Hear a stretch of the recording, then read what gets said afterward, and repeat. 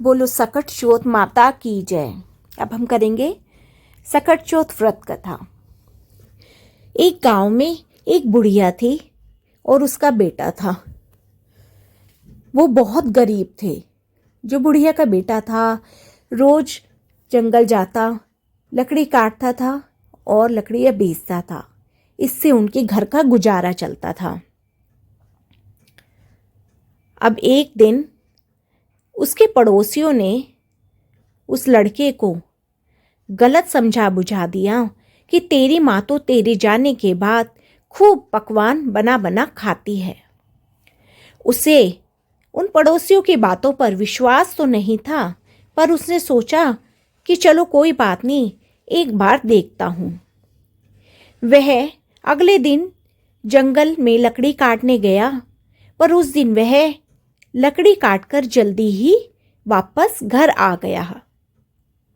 अब वह क्या देखता है कि उसकी माँ ने तो घर में पकवान बनाए हुए हैं और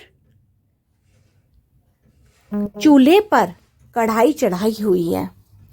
अब वह अपनी माँ को गुस्सा करने लगा कि माँ, मैं तो इतनी मेहनत करता हूँ और तू रोज मेरे पीछे से पकवान बना बना खाती है। तो उसकी माँ ने कहा, नहीं बेटा, ऐसा नहीं है। आज तो सकट चौथ का व्रत है और यह व्रत मैंने तेरे लिए ही किया है, इसलिए ये पकवान बना रही हूँ मैं, और ये पकवान भी तेरे लिए ही बना रही हूँ। पर उस लड़के के आंखों पर तो पट्टी बंधी हुई थी, जो पड़ोसियों ने उसको गलत समझाया बुझाया था। अब तो उसे इतना गुस्सा आ गया कि वह कहने लगा कि मैं तो घर छोड़ के जाऊंगा, माँ मुझे तेरे साथ नहीं रहना। उसकी माँ ने उसे बहुत समझाया पर वह नहीं माना। अब उसकी माँ ने कहा कि बेटा, तू तो दूसरे लोगों की समझाई बुझाई में आ गया है, अब तो तू मेरी बात मानेगा नहीं। तू जाना चाहता है तो चला जा, पर यह अपने साथ कुछ तिल ले जा। ये तिल मैंने पूजा में रखे थे, जहां भी तुझे मुसीबत आए तो ये तिल वहां डाल दियो और बोल दियो कि अगर मेरी माँ ने सच्चे मन से मेरे लिए व्रत रखा है तो ये मुसीबत टल जाए। उसका बेटा वह तिल लेना तो नहीं चाहता था, पर अपनी माँ की इच्छा की खातिर उसने वह तिल ले लिए और अपने घर से चल दिया। वह जंगल के रास्ते से जाने लगा। अब वह जब जंगल में जाने लगा तो उसको रास्ते में सांप दिखा, तो उसने वहां पर तिल डाल दिए।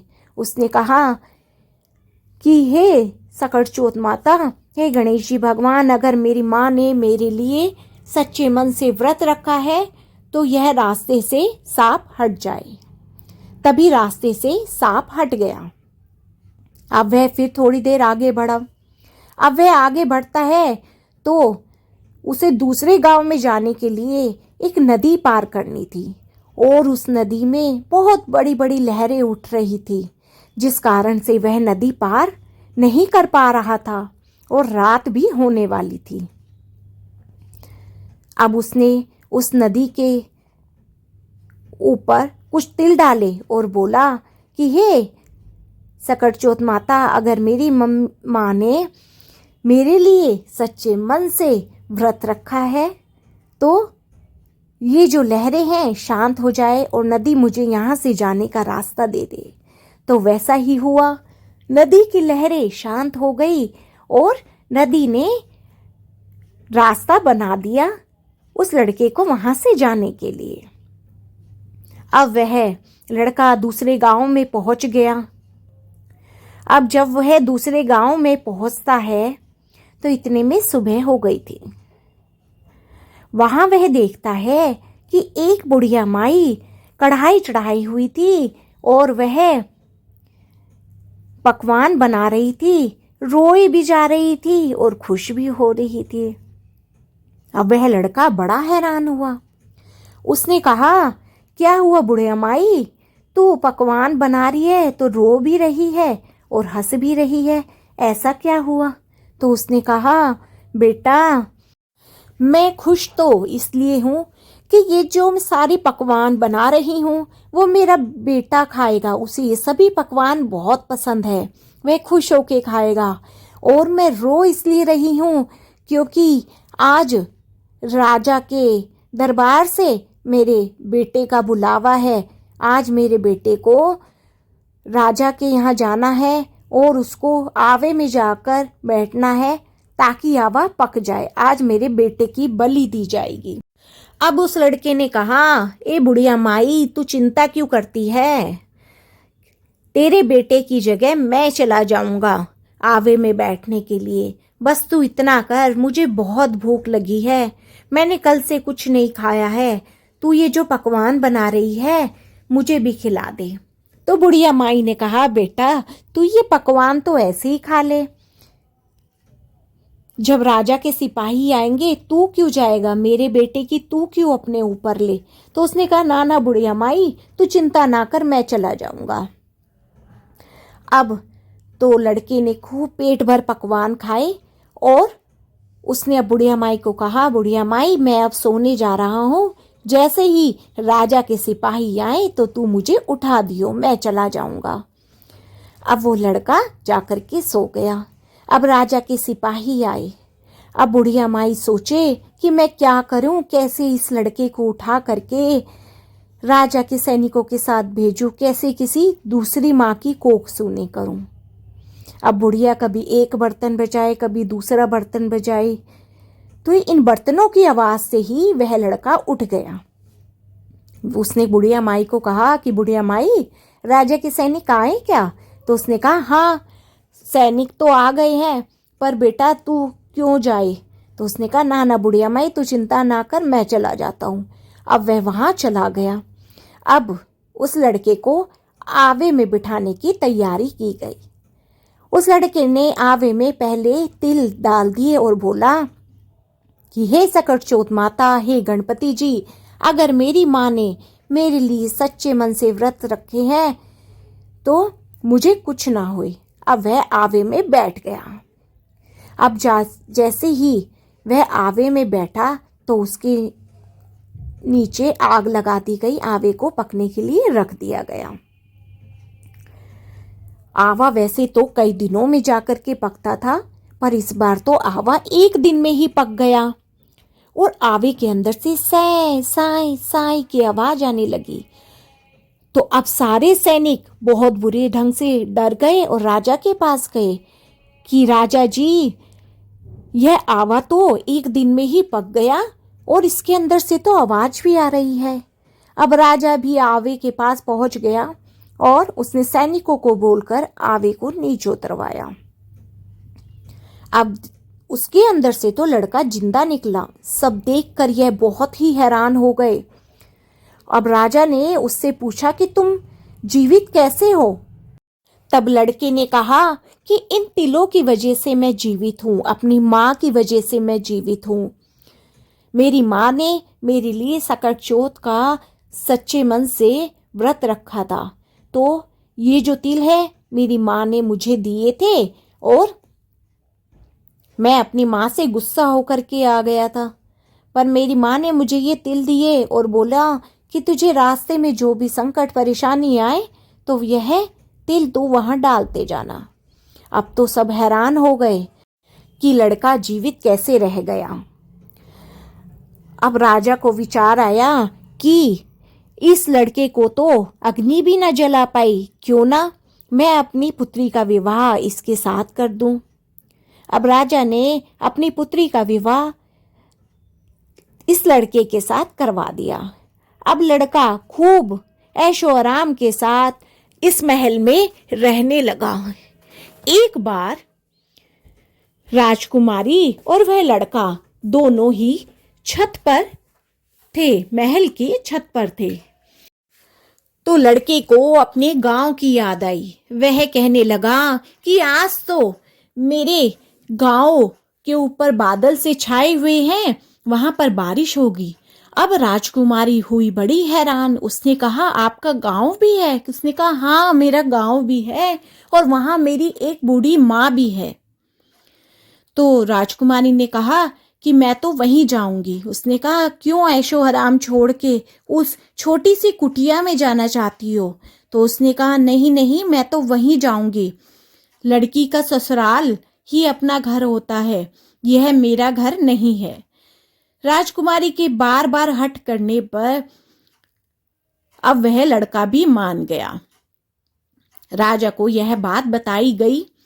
अब राजा ने खूब धन दौलत देकर बैंड बाजे के साथ नौकर चाकरों के साथ अपनी लड़की को विदा कर दिया। अब लड़का राजकुमारी के साथ गांव में पहुंच गया।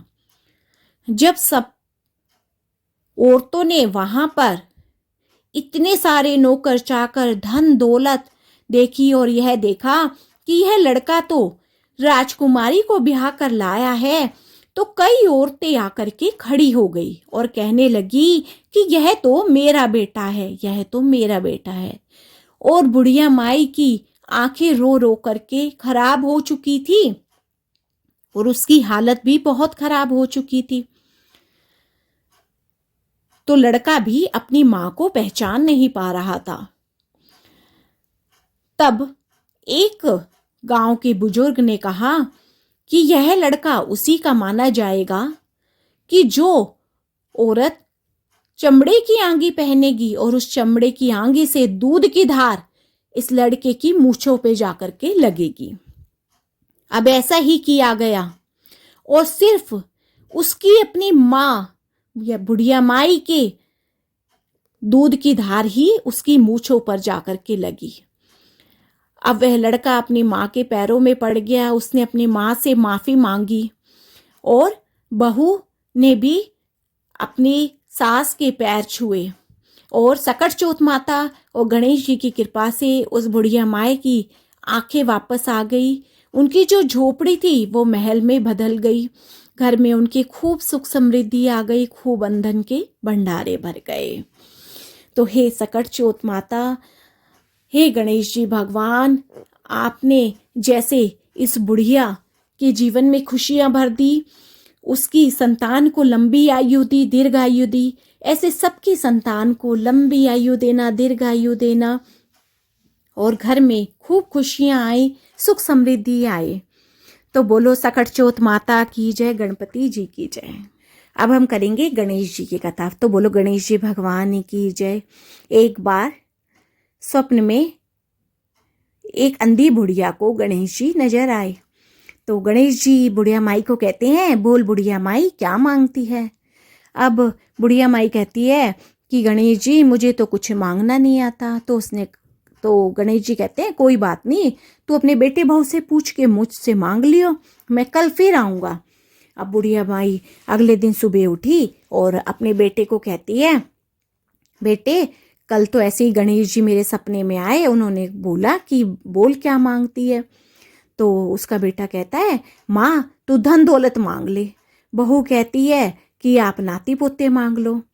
अब वह अपने पड़ोसियों को बताती है तो उसके पड़ोसी कहते हैं कि तू क्यों मांगे धन और दौलत नाती पोते, तू तो अपनी आंखें मांग ले, बाकी का तेरा बुढ़ापा अच्छे से बीत जाएगा। तो अब बुढ़िया माई सबकी बातें सुन के रात को सो गई। अब रात में फिर गणेश जी उसके सपने में आए। तो उसने गणेश जी को कहा कि हे गणपति जी मुझे 9 करोड़ की माया दे, निरोगी काया दे, अमर सुहाग दे, नाती पोते दे, खूब धन दौलत दे और आंखों में प्रकाश दे और अंत में मोक्ष दे। तो गणेश जी भगवान कहते हैं कि बुढ़िया माई तूने तो मुझे ठग लिया, पर तूने मुझसे जो भी मांगा है मैं वह तुझे अवश्य दूंगा, क्योंकि मैं तेरी भक्ति से, तेरे सच्चे मन की पूजा से मैं बहुत प्रसन्न हूँ। तो गणेश जी के आशीर्वाद से उस बुढ़िया माई को सब कुछ प्राप्त हो गया। उसके नेत्र भी मिल गए, घर में खूब सुख समृद्धि, खूब बरकत भी आ गई, नाती पोते भी मिल गए और अंत में उसे मोक्ष की भी प्राप्ति हुई।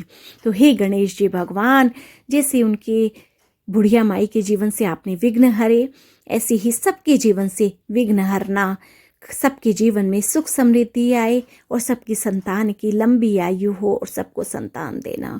बोलो गणेश जी भगवान की जय, शिव जी भगवान की जय, माँ पार्वती की जय। तो फ्रेंड्स, आपको मेरी वीडियो पसंद आई हो तो मेरी वीडियो को ज़्यादा से ज़्यादा लाइक, शेयर एंड सब्सक्राइब कीजिए। बोलो ओम गण गणपते नमः।